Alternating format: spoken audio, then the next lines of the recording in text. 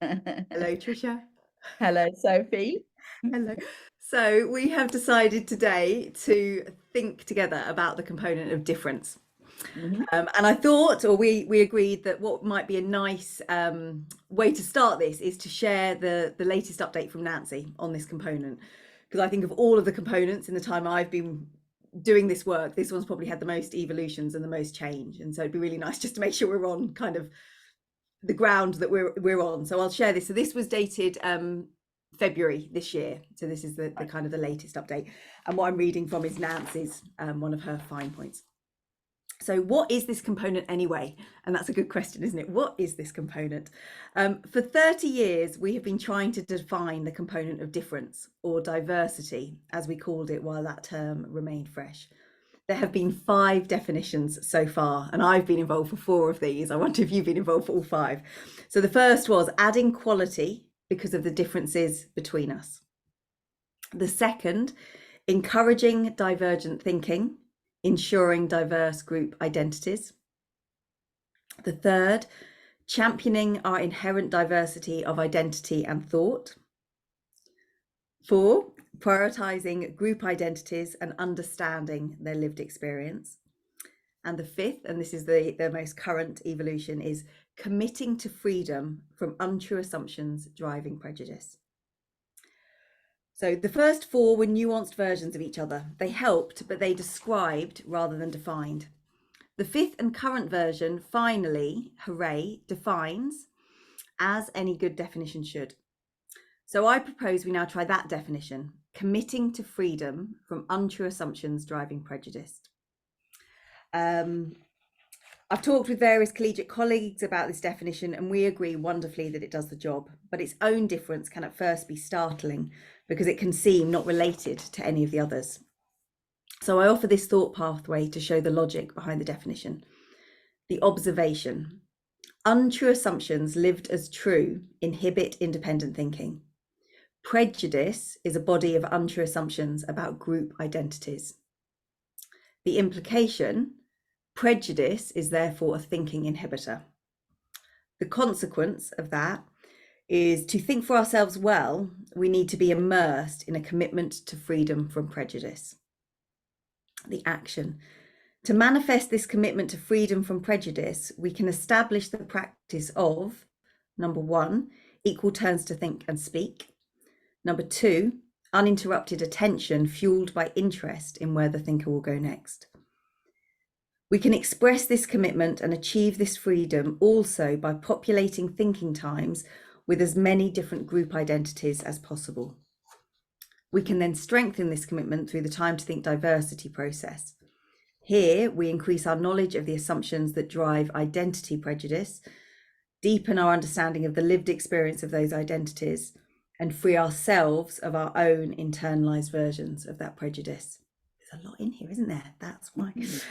Diversity of thought. But what about diversity of thought? That dimension of difference is still missing. And I understand if some of you feel strongly that diversity of thought belongs in this new definition. But diversity of thought should not have appeared in the second and third definitions in the first place. Diversity of thought is not a dimension of any of the components, it's a product of all. In order to produce diversity of thought, we need to experience all of the components, including, of course, difference, our commitment to freedom from prejudice. And then it just says the difference history. Freeing ourselves from untrue assumptions about group identity, that monster thinking inhibitor called prejudice, was the reason we included this component in the original list. From the beginning, it was clear that prejudice is a thinking inhibitor, and later we understood that prejudice itself is driven by untrue assumptions about identity. So eventually we concluded that in order to think well for ourselves, we would need to free ourselves and each other from those particular identity assumptions. But we did not until now know quite how to turn all of that into a succinct definition of difference. It can take longer than might seem necessary to see the obvious. But the thinking environment is full of exactly those revelatory moments when what was there all along suddenly becomes visible. So maybe difference is not so different after all. And it's interesting. I was thinking about what would be our question, what would be our question that we wanted to think about. And mine is almost framing that as is different? Is the component of difference different? Is there something about this particular component that makes it more challenging, more tricky? Yeah, so I mean, having just heard all of that, Trish, where's your starting point for our think this morning? Well, I think that was an incredibly useful way to start, and thank you for reading that afresh. I mean, for me, and I don't know whether I'm right about this, because I think I do sometimes get into tricky territory by thinking about the components in this way. But on the other hand, it is what we say in the body of work and philosophy and theory and practice, which is the thinking environment, that the thinking environment is a way of being in the world, and that the way of being is encompassed in the 10 components of a thinking environment. So where I always go with any of these definitions of the components is, what's the way of being that does that definition does that definition draw forth a particular way of being that I can embody and know what the experience of embodying it is like. And I think this is one of the things that's always fascinating as teachers of the thinking environment, is that because we can never fully know what it's like to be each other, I don't know what your embodying of the components feels like for you, but I trust that you will know what that feels like in your practice of embodying it, and I work on knowing what it is for me. So if I think about, so in that way, I don't think the component of difference is different to any of the others. I think that it is inviting a way of being from me. And if I look at the current definition, then what way of being is it inviting from me? And I think the way of being that it's inviting from me is to be awake to the untrue limiting assumptions that I have taken on over the course of my lifetime, which in my case, I mean, this component is a very, very, very personal journey for me, being born white in Africa. But what are the untrue limiting assumptions that I've taken on over the course of my lifetime? And am I, as a way of being in my life, committing to freeing myself from those? And am I committing in every single interaction that I have with other human beings to spot the presence of them in the event that they're lurking, which, let's face it, they probably are, and continually liberate myself and assist other people to do the same where appropriate.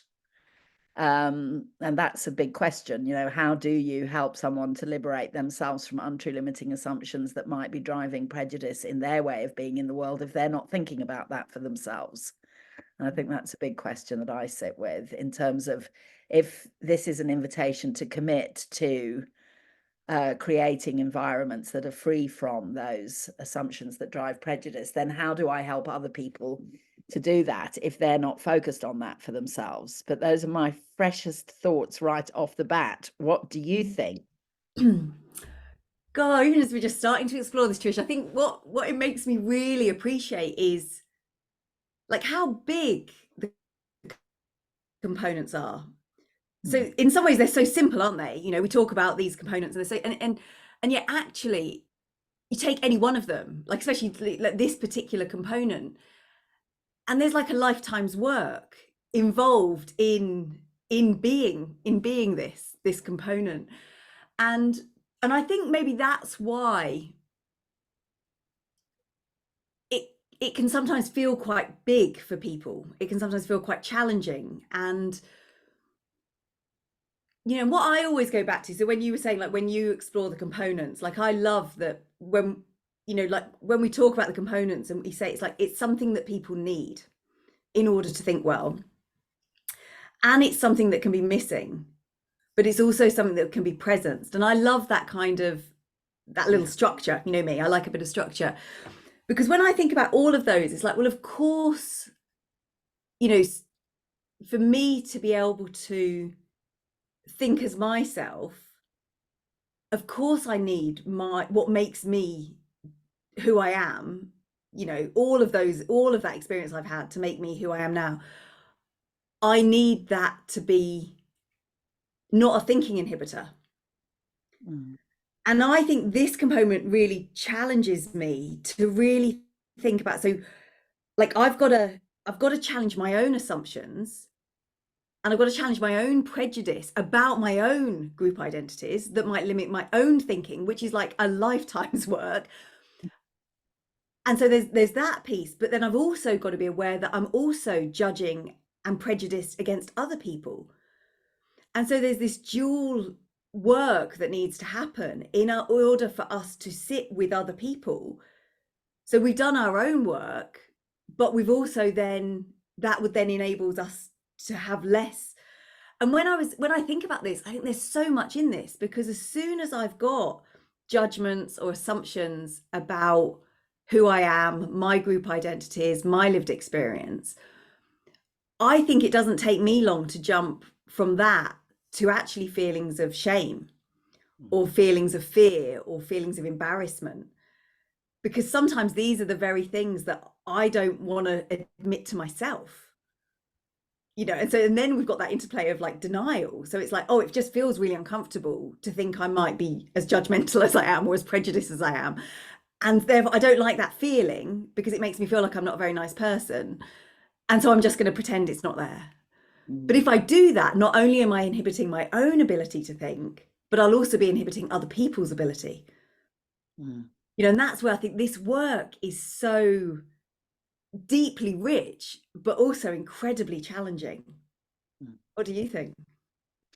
I just what you just said there just took me off into a little I had a moment of response stream, kind of like, quick, manage it, manage it, manage it. Because which is always the thing with dialogue, isn't it? We were talking about this in our dialogue on dialogue. Yeah, it's such an incredible level of skill to stay interested in where you'll go next in your thinking when something that you've just said sparks a thought for me. But it was the thing that you said about getting into denial about our own prejudice and the judgments that we have. And so I immediately saw that dance between difference in this case, because that's what we're talking about, and information. You know, one of the older definitions of information, which was dismantling denial, which I still absolutely love and teach when I'm teaching it, even though the definition has moved on from there. I don't think the lived practice of information has moved on from there. I think dismantling denial is still very much part of what we practice in order to absorb facts. And that's interesting, actually, isn't it, Sophie? Because the fundamental, one of the key fundamental assumptions that has driven prejudice over the years is the assumption that one group of people are unable to think as well for themselves as another group is, and therefore the group that's better able to think will think for the group that it's not as well able to think. And that's one of the fundamental untrue limiting assumptions that has driven sexism and racism and classism and ableism and ageism, you know. So all the isms, which is what happens to prejudice when it becomes structural and goes into the water we swim in. But yeah, so just got really kind of, I mean, I'm always just so, I get very geeky, like very, very geeky when I can see the relationship between assumptions, because I think that that's, you know, they are like, have you ever seen a geodesic dome? Do you know what a geodesic No, dome is? I'm sure maybe describe it and I'll. Yeah. Actually, there's a kid's toy that looks a little bit like a geodesic dome, which is like they come in plastic now, but you open it out and suddenly it's a ball and it's got all these lines that are joined up together. Anyway, it's a structure that got invented by a guy who was an absolutely incredible human being, brain on legs. Buckminster Fuller was his name, and he invented this structure which has got something called tensile integrity, which is that it looks literally like a dome which is made of kind of like lines, that so it's got no walls, but it holds itself up through the incredible. Anyway, I always think of the components like that, like they hold each other up, and the minute one of them wobbles, the others will fall apart at the seams if you don't get it back together again. So yeah, I've gone off on a bit of a tangent there, but there is, but no, I haven't actually. I'm getting myself back to it, which is that what drives prejudice, the untrue limiting assumptions that drive prejudice, I mean, they're not facts. That's the thing about them. They're assumptions. They're not facts. Like the idea that men are better capable, more clever, more intelligent, more able to rule the world than women, it's not a fact. It's a lie. It's not true. That white people are better able to think than black people, are more civilized than black people. It's not true. It's a lie. And so it's lies that we've internalized. And the same as you were saying about the untrue limiting assumptions that you've internalized about your own group identities, which will probably have been, if you spawned by these more universal lies that the whole human race have internalized around, depending on which class you were born into. I mean, Britain is riddled with classism. I mean, it's like I don't know if it's the birthplace of classism. Maybe India was, I don't know. But, just those massive structures of untrue limiting assumptions that have just gone into the water that people have drunk over the years. And then what you were saying about the work that we have to do to liberate ourselves from our own shame and guilt, because that's a big one for white people in terms of racism, masses and masses of shame and guilt. Yeah, if we're not doing that work ourselves, how can we be helpful to other people to do it as well? Because that's a big part of me for this new definition of difference, committing to read it again, read that actual definition again. I still haven't got this one embedded. So it is now committing to freedom from untrue assumptions driving prejudice. Committing to freedom from untrue assumptions driving prejudice. Right. And so if we think of the components as a way of being in the world, a big question for me about this new definition is, when I say I'm committing to freedom from untrue assumptions that drive prejudice, I can do the work of committing to my own, freedom from my own, the ones that I apply, that I have internalized towards myself, and the ones that I may be holding about other people. But how do I commit to freedom from your untrue assumptions that drive your prejudice? How do I commit to that? That's a big question for me. Like, yeah, I mean, obviously, as it says in Nancy's paper, we can proliferate our work with the diversity process, and then I'm helping other people to start to notice theirs. But if you're not noticing yours, and your untrue assumptions are driving prejudice in you, which may be towards me or other people, how do I commit to freedom from that? That's a big question for me. What do you think? Thank you for listening for so long. I feel like I went off on a major tangent there, but No, it's well done. really interesting. The thing is, I think this is the component that actually requires thinking, as in it needs this, it needs time.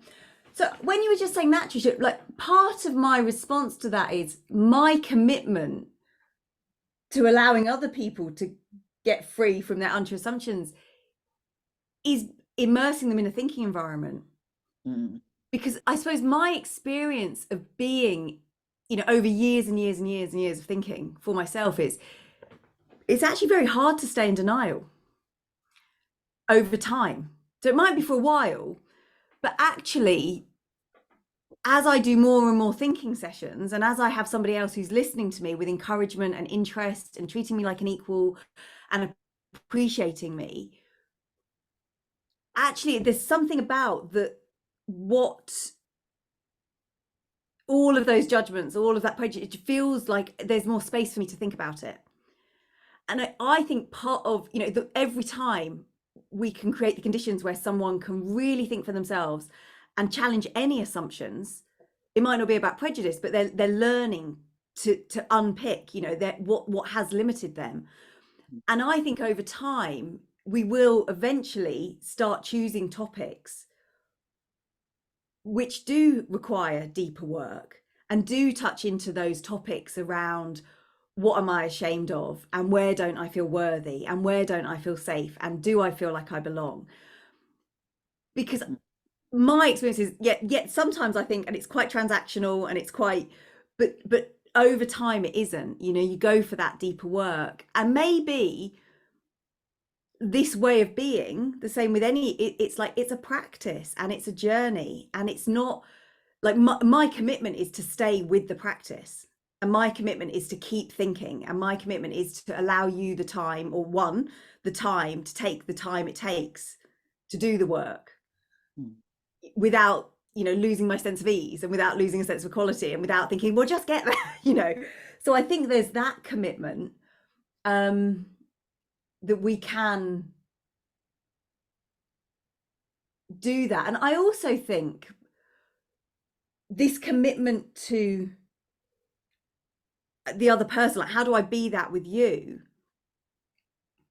is not requiring you to censor what it is you're most scared of.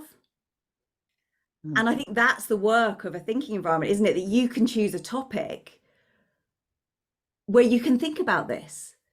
Because where else can I know I could have a thinking session with you where I was thinking about something where I felt deeply ashamed.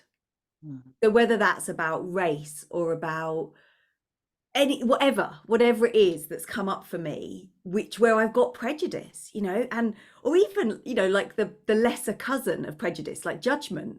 I'm like, oh my God, I judge everything. I judge so much, including myself, a lot. But to actually be able to think about that and bring that to a thinking session, and to know that I'm not going to be judged, and I'm not going to be shamed, and I'm not going to be censored, that also I think is a commitment. And sometimes I think, my experience of this is it's really hard. Like, I think it can be really hard to be with someone and be really encouraging and attentive, and appreciative, when actually somebody's thinking very differently to me. And again, I'd love to say that's not, and I think people, especially we're teachers of this, and people see us and it's like, oh no, sometimes I find it really hard to be with people who I find very, very different to me. And that's also the commitment, is can I still stay present? What do you think? I think you're brilliant. I really do. I think everything that you've just said there is so helpful. So helpful. And what was so brilliant about everything you said there, Sophie, was that return to ease. Because what I realized as I was listening to you is I get very hot under the collar about prejudice. And I'm sure a lot of that is my own, is my own still yet to be done work, because there's a kind of an arrogance, or a risk of arrogance in that, as if I'm further down the road than somebody else, if I'm listening to somebody and what I'm hearing is assumptions that are driving prejudice in their thinking towards others that they appear not to be recognizing. And everything that you've just said there, the work that I have to do to be a good thinking partner across the presence of difference if the thinker is expressing things that I don't agree with. And that was a major, major, major, major breakthrough for me in my thinking environment journey, when I realized, back in the day when it was still called diversity, and I can't remember which definition we were on then, when I realized that diversity, or difference as we're calling it now, was an invitation for me to stay interested when I didn't agree, especially when I didn't agree. Actually, that was the practice that it was inviting. That was the way of being that it was inviting from me.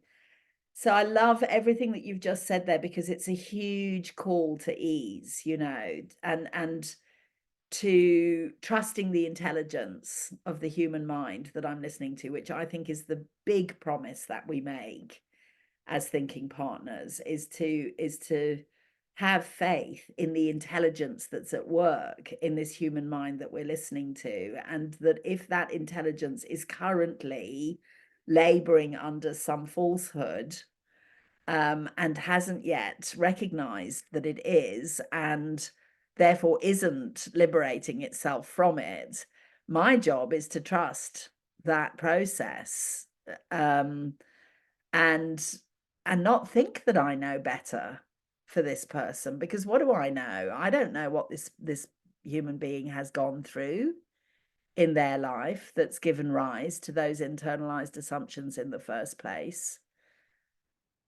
And I also know, to the extent that I do, and it's not a done deal at all, it's still a long road that I'm walking on this journey, but I know the work that I've had to do, painful work, painful, deeply embarrassing, shameful, work that I've had to do in my journey as a white person around racism, and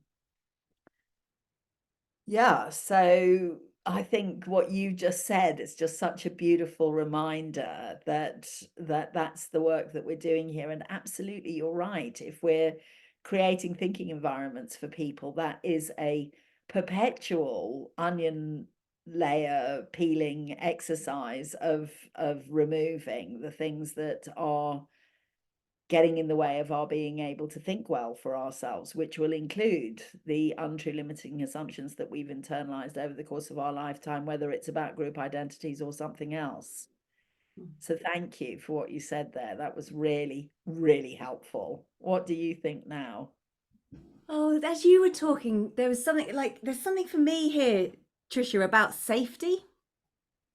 And like, I know we sort of say safety is a byproduct of the components, but I actually think this, when we're committing to freedom from untrue assumptions that drive prejudice, there is something for me about when we're in a thinking environment. So when we're setting up a thinking environment, whether that's with an individual or a small group, it's not making assumptions that what I think will enable people to feel safe is what will enable people to feel safe.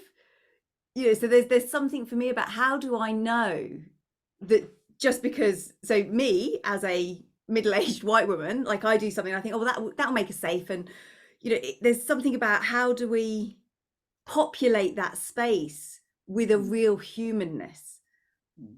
And I know we do that, but like, I was thinking about, what is it we do? And I think often what we do is, like, it might look structurally like rounds, but actually what we're trying to do there is share stories, isn't it? It's like trying to humanize and actually connect on a place of who we are, rather than what we do. You never ask questions about, so what's your job, and tell me about, we're really trying to connect on actually, like, who are you? And I think part of it is like, can we get to know each other, and can we get to understand each other's journeys and our stories, and what makes us who we are, but with a level of safety that feels appropriate. So not just, diving in, but so there is something for me about, to really challenge and to really commit to this, we've got to feel safe. And all of the thinking inhibitors, I think, then come in, so if I feel embarrassed, cynical, judged, humiliated, embarrassed, I'm not going to be able to think well, you know, because I'll instantly get a stress response. And yet I think there is some, you know, our brains find this hard. So we're, you know, I think we spoke in the last conversation we had around like these currents. And again, I think that there's a real challenge to kind of, if we don't actively do the work, step outside our own comfort zones, challenge what we feel, you know, do these things, we'll just fall back into normal, whatever we've always done before, because that feels comfortable, doesn't it? But I think that can also not always be safe for other people. And again, I mean, it's sharing personally, but there is something about, if I'm not willing to look at how my own internalized assumptions about the groups I'm part of, if I can't do that for myself,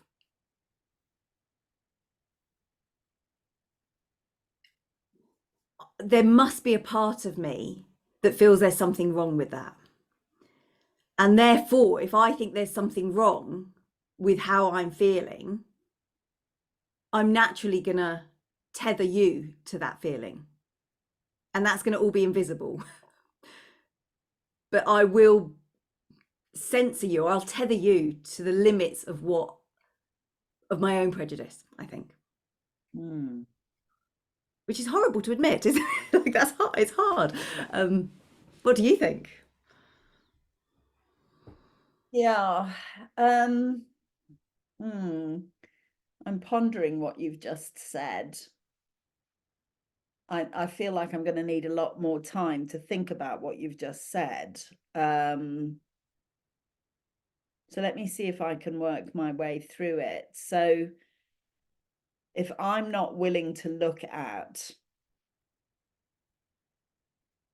the feelings that I have, the negative feelings, the uncomfortable feelings that I have about a group identity to which I belong, which I haven't done the work of examining and liberating myself from the untrue limiting assumptions that I've internalized that are attached to that group identity, then I'm going to, you use the word tether you to my own lack of safety there, because you started off by talking about safety in that last wave of thinking that you did. So yeah, it's interesting. It's going to be, yes, it's very, very interesting what you're saying, because I had this breakthrough realization about the component of equality the last time I was teaching the coaching program.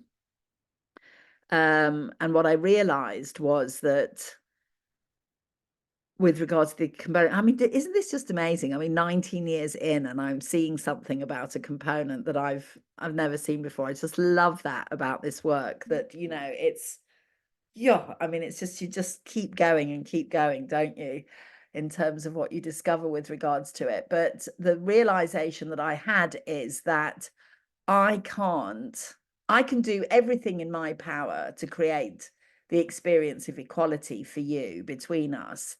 But if you don't think you're equal, then my capacity to create that component for you is going to be hampered by your inability to accept the invitation that I'm offering to be equal in the relationship. And I think if I've got it, if I use that analogy, that insight that I had about equality there, and apply it to what you just said about difference, if I've excavated, I mean, I don't know what might be one of your untrue limiting assumptions that you've got attached to a group identity, but given that you were born and raised in England, I'm going to go for class, because I just think it's such a prevalent one in England. And let me do this with regards to my dad, because my dad was born in Lancashire and left school at 14 to go and work in the factory with his dad.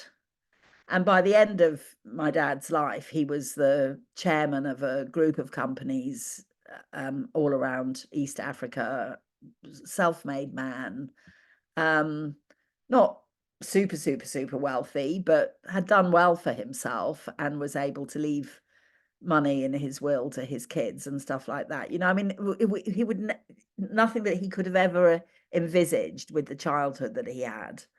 But, you know, I could, let's say in this example, be with my dad, having done my own work on liberating myself, which has actually been work that I've had to do my whole lifetime, and it's still not done. It's really not done. The stuff that goes on for me when I'm in the presence of really wealthy people, you know, because I know the roots that I came from, very working class, both my parents. I mean, my mum was one of 9 kids born on the west coast of Ireland in a potato field. I mean, she wasn't actually born in the field, but you know, you know what I mean. They lived in a little cottage in a potato field. So yeah, I mean, there's a discomfort there around money and wealth, and that, you know, I don't come from that.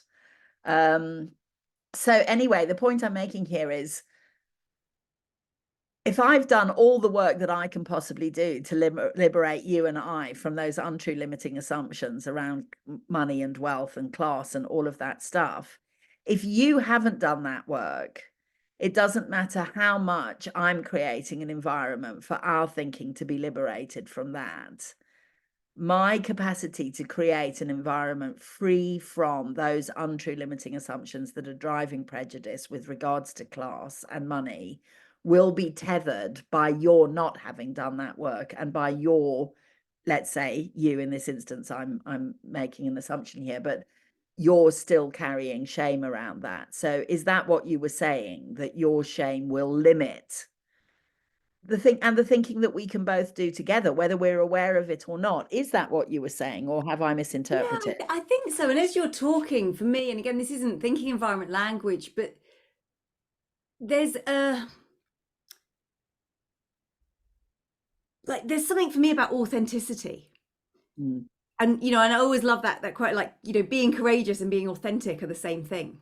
Mm. You know, and there's something about, if I'm with you and you've done that work and you're sitting in your identity, good, bad, ugly, all of that, there is an authenticity to you, which I think is an invitation. Actually, it's an invitation for somebody else to also step into and have the courage to be authentic.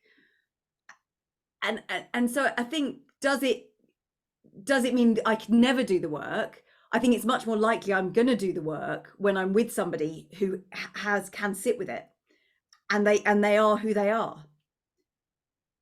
You know, but if neither of us have done the work, I think that's almost impossible. But yeah, there's something for me about, it's an invitation to authenticity. But an invitation doesn't need to be responded to, does it?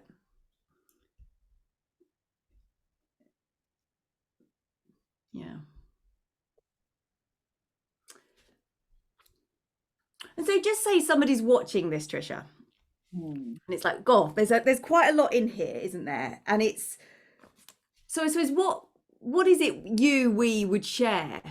So on a course on, like, is it a question, or is it a practice, or is there something that we would really want to allow people to start kind of journeying with this component? Mm. I so appreciate the way you bring me back to, you know, bring me back to earth in these dialogues, because there's something about the way you participate in dialogue, Sophie, that forwards the movement so beautifully. I really appreciate that.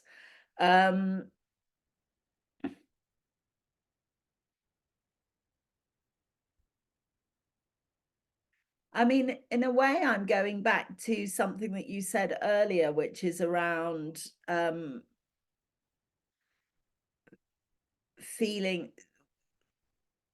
of shame or embarrassment or guilt or unhappiness with myself, with the way that I am, and to use that as a signpost for where might I have untrue limiting assumptions attached to my group identities, and to choose to make a conscious decision to choose to live a life free of shame and embarrassment and guilt, to see those emotions as signposts for where there's some work for me to do, and to decide to take it on. I think that's a really good starting point. What do you think?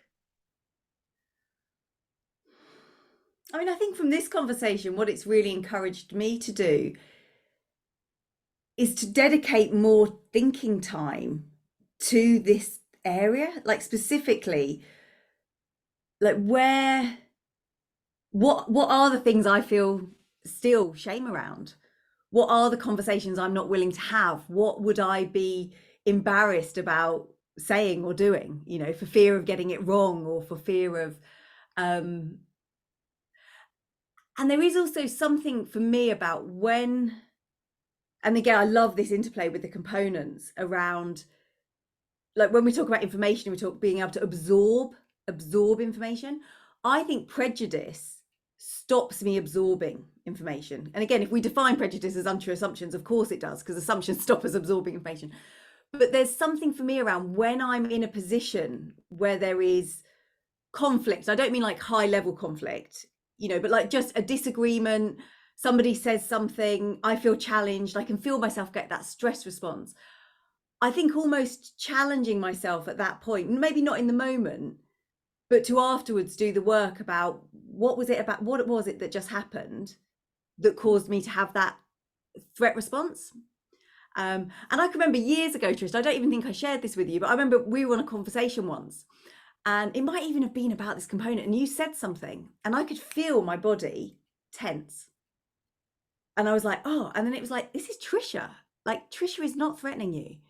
Like, Trisha is not, like, we have a very good relationship, it's like, but my body felt like there was a stress, a threat. And afterwards, I did some thinking about, well, what was it you said that just really challenged me? Because it wasn't you weren't threatening me, you weren't making me feel unsafe. It was something you'd said had triggered an assumption in me. And I found that really helpful. One, to observe it, to notice it, but also then not to just dismiss it, but to go, oh, and I mean, interesting, like we've got an election coming up in the UK, and I find myself, like, I notice straight away, somebody might say something and I instantly dismiss it. And I just go, oh, and they are therefore this. And I can just feel like these assumptions, these judgments are just so on the tip of my tongue, like they're just there. But to do the work to go, actually, is that true? Is that true? Like, do I really think it's true that all people that vote for this particular party are racist? Or do I, because it's like, do I really think that's true? But actually, that's what happens straight away. So I think for me, my practice is, one, observing it, that judgment, the prejudice when I see it, but also to give it the importance it deserves, which is to think about it and to spend the time to, and not with any urgency, because I think it is a lifetime's work. But it's like,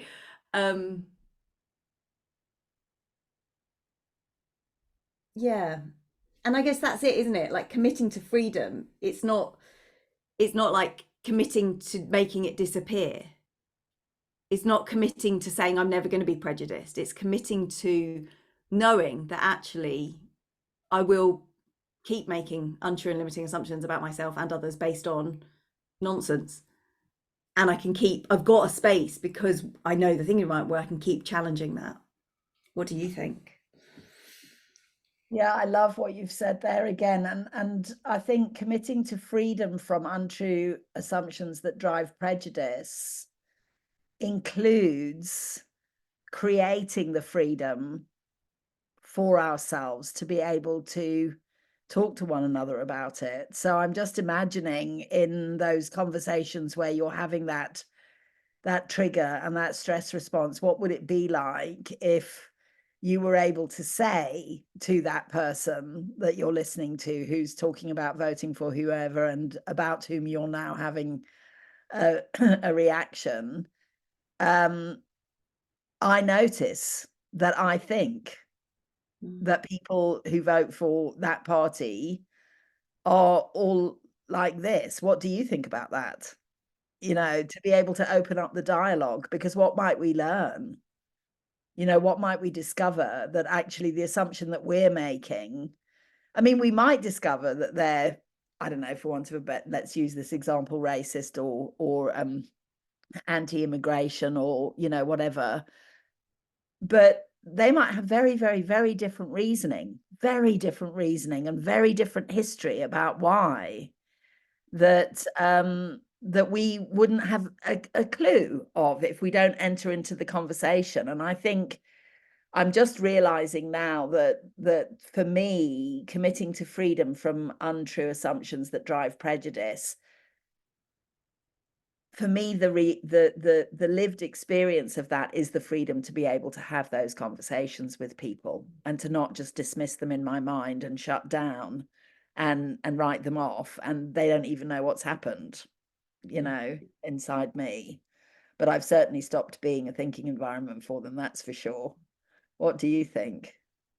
Well, I think this is, I mean, I've just found this conversation so interesting because it so shows how the components call to each other.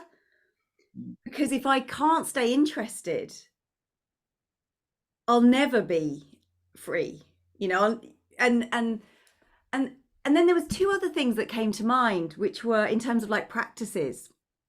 And there is something that, I mean, I've been doing this work for 15 years and teaching it for quite a lot now, but a year, if not twice a year, I teach the diversity process. And as part of that, I do the work, you know, so we teach it, but we also do it. And so there is something for me about, as practitioners of this work, we need to be doing that practice regularly. And also, I often will teach the hand on the moon practice, which is around how we deal with conflict. And I found that extraordinarily helpful in terms of understanding my own stories about how I am in conflict and why. And that's why it prompted when you just said that. And then also really having a lot more compassion, not just to myself, but also to other people, because we just don't know. We don't know why someone has an opinion. We don't know why someone behaves in a certain way. We don't know anything really about anyone. But can I hold that with a bit more compassion and more kindness and more generosity? And can I make the most generous assumptions rather than the most quick and limiting? But I think there are practices that can really almost be the not the discipline, that's too strong a word, but the commitment. You know, if I regularly do these two practices and I regularly think for myself, I think it helps. So is there anything more, Trish? And I'm aware we need to close, don't we? We could talk about this one for ages. Is there any, yeah, let's do one, a final, but yeah, what more do you think or feel or want to say about difference? Well, I just completely agree with you about that diversity practice. I mean, one of the things that the diversity process practice, I mean, one of the things that I just amazes me again. I mean, I don't know how many times I've taught that process now. And recently I've started to find new identities that have never shown up on my list before. You know, ones that are lurking deep, you know, in your psyche, that you realize, oh, yeah, I identify with that group. And it's never shown up on my list before. So the assumptions that I'm carrying around that group identity is deeply buried in me. And how might that be showing up then in terms of this invitation to commit to, you know, creating environments that are free from the untrue limiting assumptions that drive prejudice? If I've got an identity that I don't even know I've got, and I've never done any work on it. So I just want to celebrate that suggestion that you made there, that doing that work is a really good it's a really solid way of working with this, and it really helps. Yeah. And then doing what you and I have just done, which is creating the safety and the permission to think together about the component itself, and what it takes to respond to the call that component is inviting us to respond to. I loved what you said about invitation, by the way. It's only an invitation if you can say no as well, and to have compassion for the places where we are still a no around difference is so important. I agree. And that's it. I don't think I've got anything more to say. What do you think? Anything more that you want to add? I think my final thought is that it's okay for it to be hard. That this component, I think it can go very quickly to kind of core assumptions about safety, belonging, worthiness. Am I okay? I'm not a nice person. And to hold that with the other components. So can I hold that different? That is challenging and it can be difficult, but can I also hold that with encouragement and appreciation and equality and ease and information? And if I do that, I think it will be safe. You know, but we can do hard, as in it's okay to do hard things and for it to be hard, and but yeah, and that it's gonna bring up feelings, and that is also, can we embrace that, and so no, I think our starting point is I don't think difference is different, but I also think it's difficult. Yeah. Any final thoughts, Trish? And then we'll appreciate. Yeah, no, I'm just very, very happy to move into appreciation, because I'm dripping with it at the moment over here in Cape Town. Just, I think